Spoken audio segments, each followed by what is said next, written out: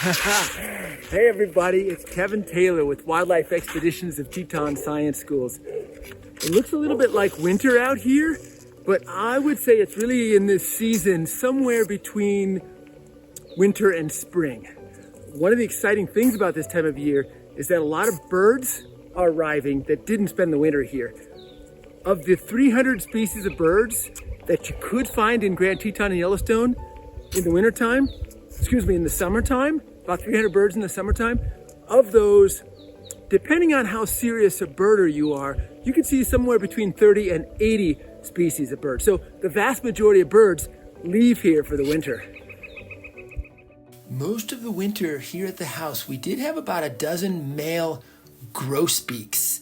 Grosbeak, gros is French for big, like big beak. And if you look at the beaks of these, they have these big seed-eating beaks.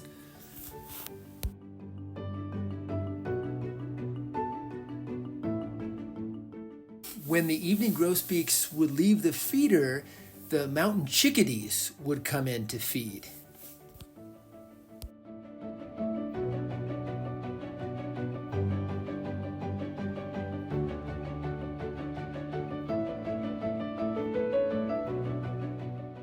When black-billed magpies fly in, all the other birds fly away. Magpies aren't exactly predators, they're really more scavengers. But they're very opportunistic, and if given the opportunity to eat seeds, they will come in and eat the seeds, but just not as efficiently as the chickadees and the grosbeaks do.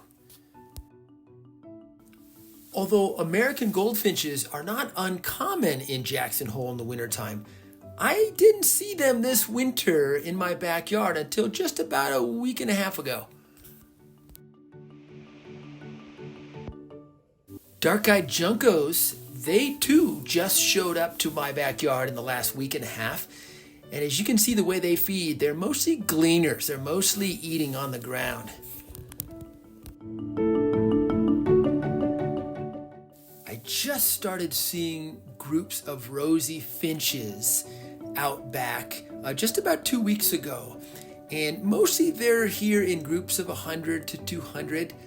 But just about 4 days ago, there was at least 2,000 in the yard just for a short amount of time. And I can't help but think that the wind patterns and the weather perhaps blew in a migratory group just then. I went ahead and switched to slow motion with these rosy finches coming in, and notice the way their wings rotate as they land. I think it's kind of fun to watch, but very soon after landing, they're all going to take off together. Very much of a kind of a flock mentality kind of scenario, whereas one of them hears a sound, one of them doesn't like something, they all take off. But notice there is one left behind, and I think about that, is that the one that ends up getting taken by the Cooper's hawk or the sharp-shinned hawk?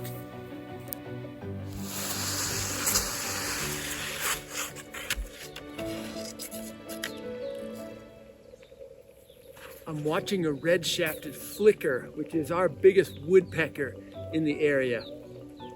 Hey, even though this is the off season in Jackson, Wyoming, the wildlife never take a break. The wildlife watching is fabulous right now. Come take a trip with Wildlife Expeditions of Teton Science Schools.